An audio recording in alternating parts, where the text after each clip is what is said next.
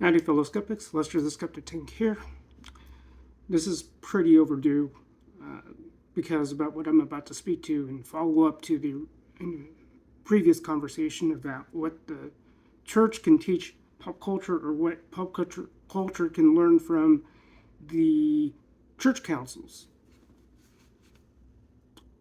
Not quite sure of yet how to term this one about what the church and pop culture can learn from each other, or what pop culture or what can pop culture teach the church. Within the amount of time I've been exposed to the likes of WDW Pro, Valley Renegade, Retro Blasting, and those like them. The event I'm about to reference is something that happened maybe a week and a half ago, maybe 2 weeks already. This was a Tuesday night service that we would do. Technically, if I were to be very strictly scriptural about when this takes place. So as I'm talking about something churchy related, again, for those who want, if you guys want me to talk a little bit more about it, my concern is I don't like to, because there are other channels that are very Christian centric. Not that I'm trying to hide my faith and shame. It's just not the focus of my channel. Yeah. Then again, I know that I didn't probably get into this thinking I would have an amount of slacker related content. But hey, those who spoke up, appreciate that. You kind of gave me specifics I can work with. So thank you. So but without further ado, O Heavenly King, the comfort of the Spirit of truth, who art everywhere present, fills all things, treasure your blessings, and giver of life, come and abide in us. Cleanse us from every impurity and save our souls, O good one.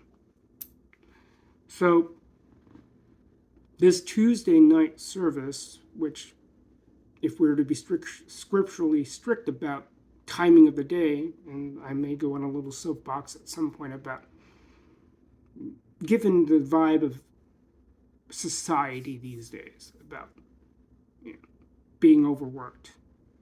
I can understand that. Working long hours, if it's within the right intent, right means, right treatment, whatever.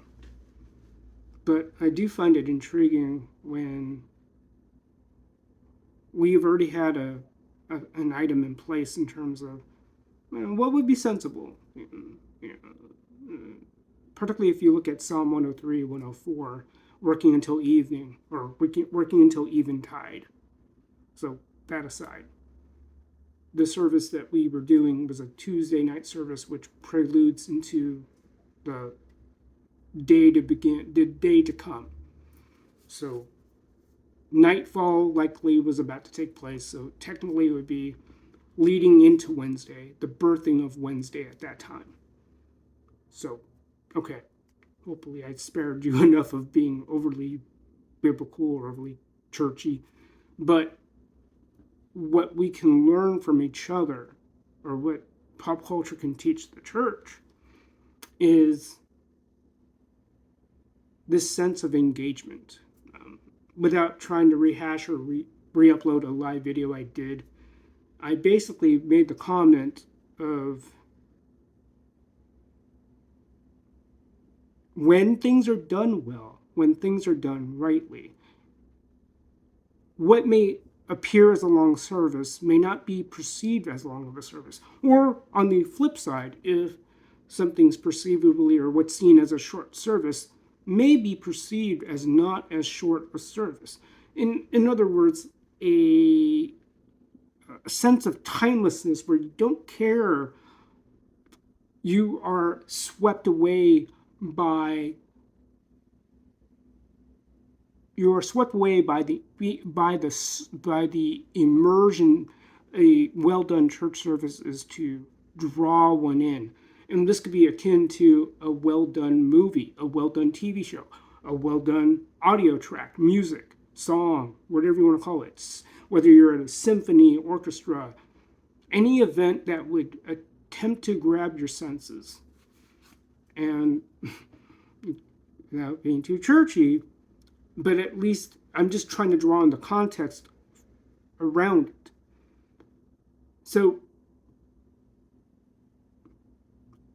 in most Christian communities, and I would like to think every Christian community would want this as their aim. Now, the key thing is not to be ruled and overwhelmed by this aim we all have. Particularly if it is the conviction of a given Christian community, I would like to think so anyway. The conviction would be, if we believe we are part of the living God in the sense of community, that this God is God of the living. He is not aloof, he is not detached, that he constantly draws us into himself. If we are to have that conviction anyway, that if we are to bring out the heavenly realm, the heavenly kingdom, talking about, this idea of being spiritual. Okay, if we're spiritual, and I like to think Christians will think of themselves as that, along with the idea of religiosity, that we are aiming to exude this foundation that we become a part of, whether by birth or by choice as we grow up in adulthood or even as a teenager. If we made that decision that we want to be part of this and we want to draw others to it genuinely, trust me, people's BS meters are stronger than we give them credit for. So if anybody senses a bit of snake oil to them and their presentation and so forth, if it's not genuine, it's not going to work. But what the church can learn from pop culture, particularly when it comes to productions, okay? And I'm gonna look more at the nuts and bolts of it all.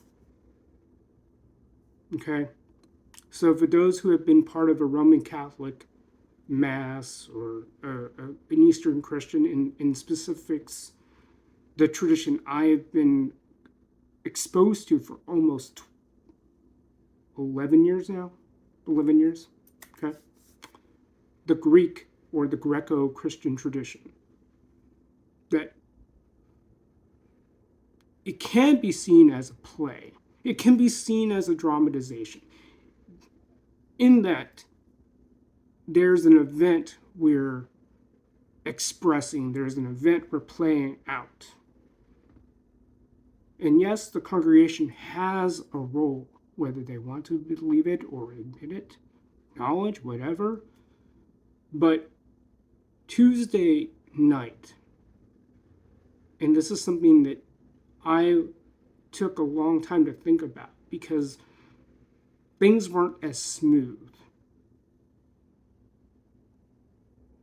And there are not as many redos that we could do. We just got to power through the execution. So thankfully, at least in the Greek tradition, because of our reputedly longer services, there are more opportunities to make up for it. But high level view, there was a bit of jerkiness, a lack of smoothness, and to put together something that we would want to draw people into that divine realm.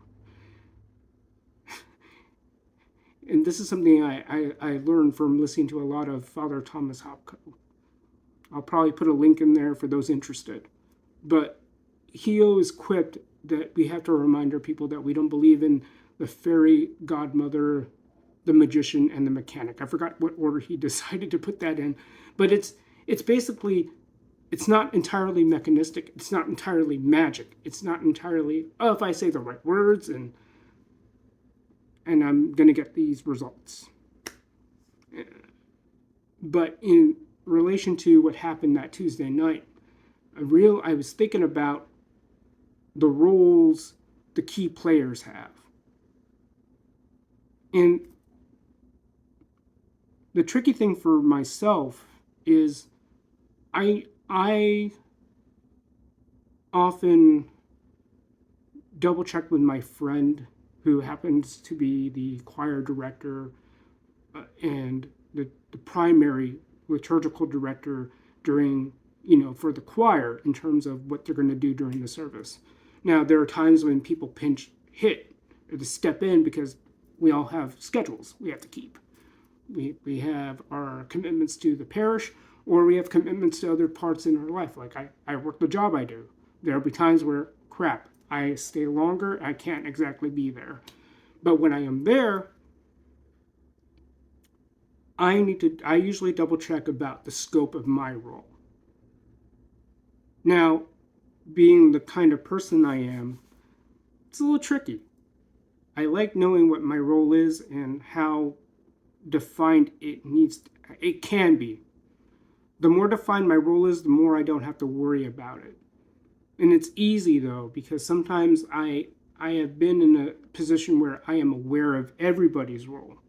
That's the trickiest thing, because it's easy to get caught up in everybody knowing, because you know everybody's role. You kind of have this expectation of, got to live up to that role. You got to play that role perfectly. But when it comes to these makeshift assemblies, because at times people in the choir have, like I mentioned, they have commitments they have to keep, or there's something happens, life happens, and they can't be there, and that somehow there has to be some contingencies in place. Now that's up to my friend, and I'm not going to be lording that over him, but he knows that, and this is something that he probably does better than most directors. Now, when it comes to the pinch hitters, it's tough.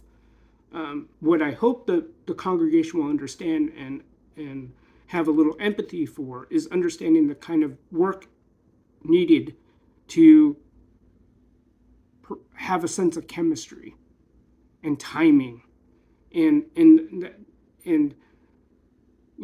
the idea of knowing what each other's strengths are. So if anything, like a good movie production, gotta know who your players are. You can't exactly pick and choose who your players are going to be, because a lot of the people at least in my choir, we're all volunteer. They're volunteer. They're not paid.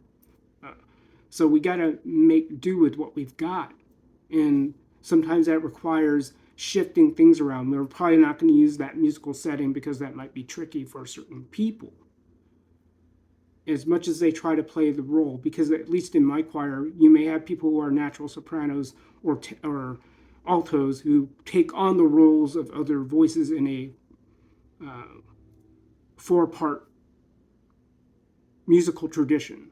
So you might have an alto play tenor, you might have a soprano play tenor, you might have a bass play tenor, you might have a bass play soprano, so forth.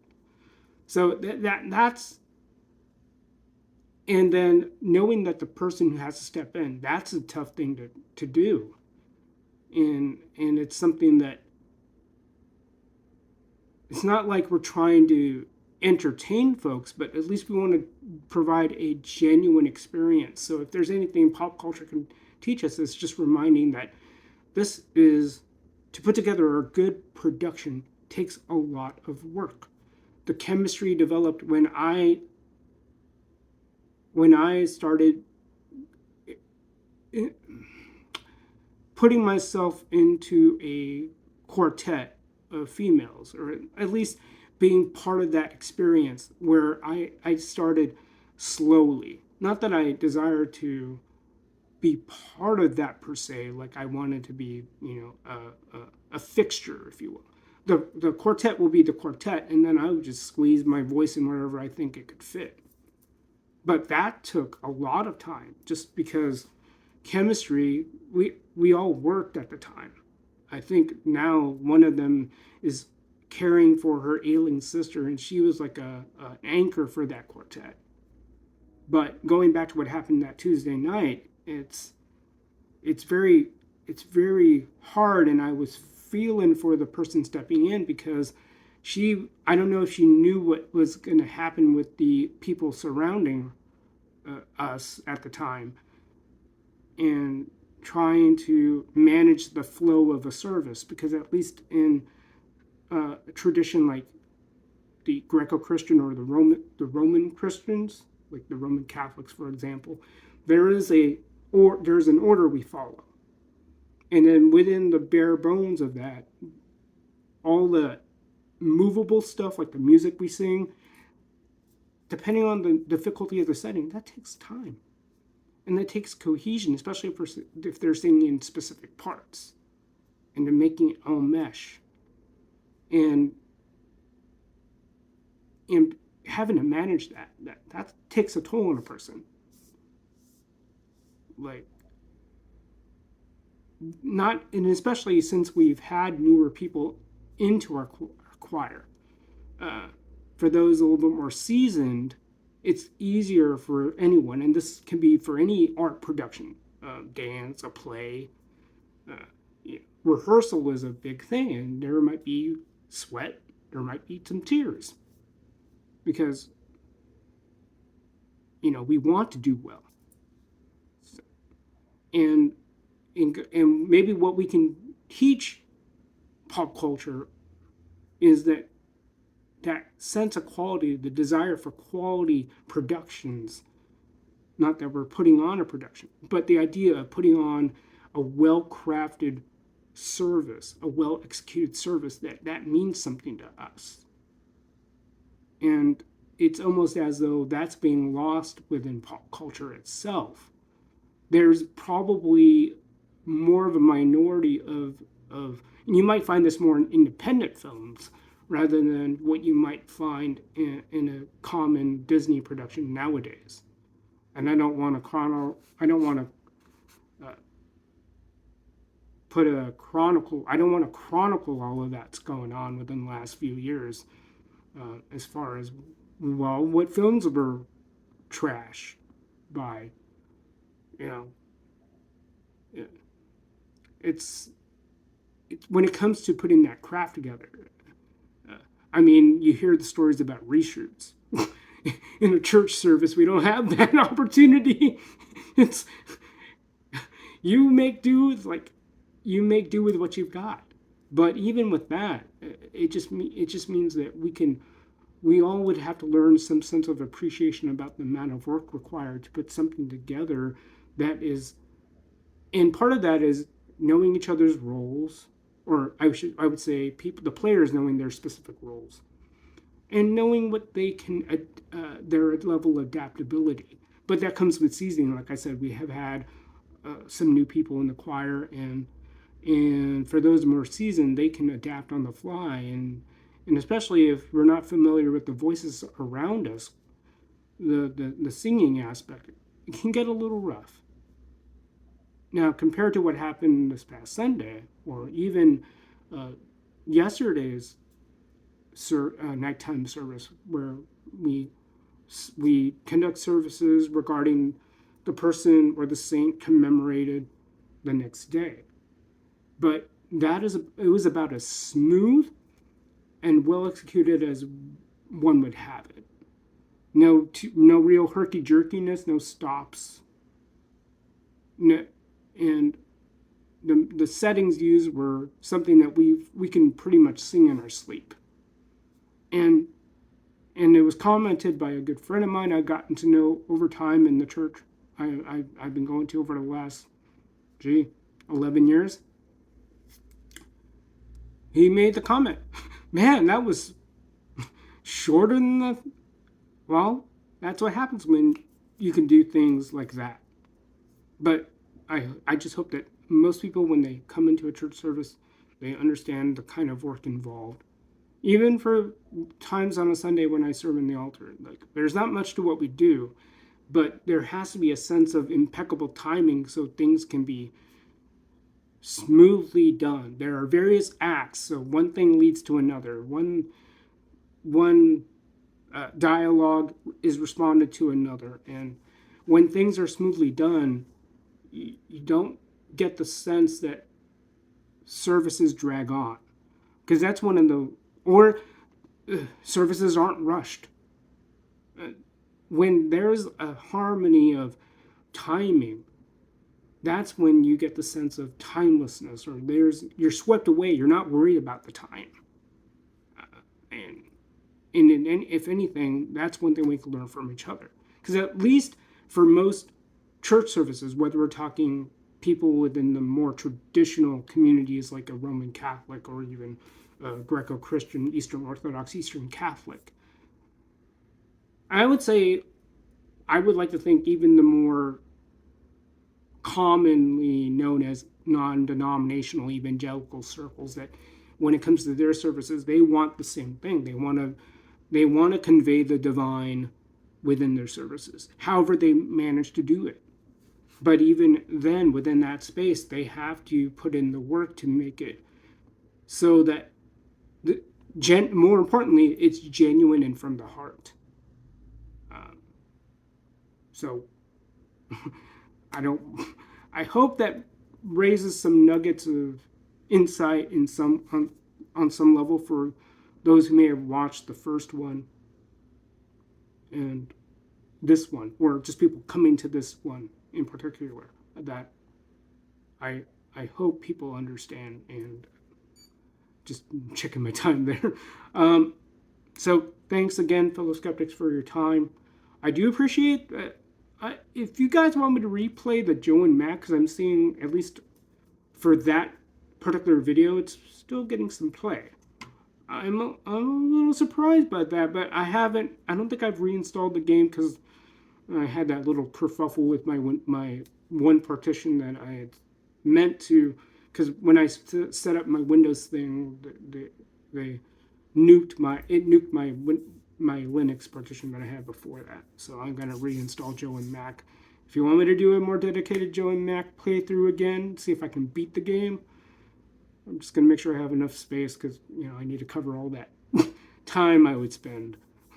I probably have to get used to the mechanics of adding credits. So if you haven't, I know I got to do a better job of it, but I want to plug other channels, and I want to thank that. It's a means of thanking them, because they've given me various opportunities to have a conversation. And yeah, I know I have the ability to live stream from my phone, and I usually want to do that for more on-site stuff. As far as I always look forward to comments, because that kind of helps me. Well, I want to do a live stream, but let me know a workable day and time. If I only get maybe 2 or 3 comments about that day and time, even with that limited number of responses, I'll roll with it and see how it goes. So, as always, comment, and for those who are just watching it, I appreciate subscriptions. If you like what I've been providing thus far, I think it's important when you hit that subscribe button that you specify all if you want to get anything that's in general. Because with personalized, it tends to be more of like if I tag a specific channel or specific person on YouTube, and you won't get any notifications. There are some channels I do follow that I don't put the notifications on. That's cool. If you don't want to get everything, that's cool. If there's a specific subject, just holler at me. If you want more churchy related stuff, okay, I'll work with that. Again, not that I'm ashamed of my faith, but it's just something that there's enough on YouTube to. There are a lot more channels out there if you want that stuff. If you want something very churchy centric, but again, it's just about what pop culture and the church can learn from each other. Yeah. So I will be doing something. By the time this gets uploaded and processed, maybe you'll see it after the stream I'm doing over at Netter's Network. We're gonna chat it up in about an hour and a half. Let's check my time. Yeah, roughly an hour and a half, and go from there.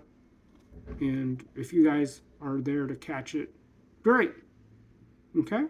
So until next time, fellow skeptics, peace out, and I'll catch you all on the other side.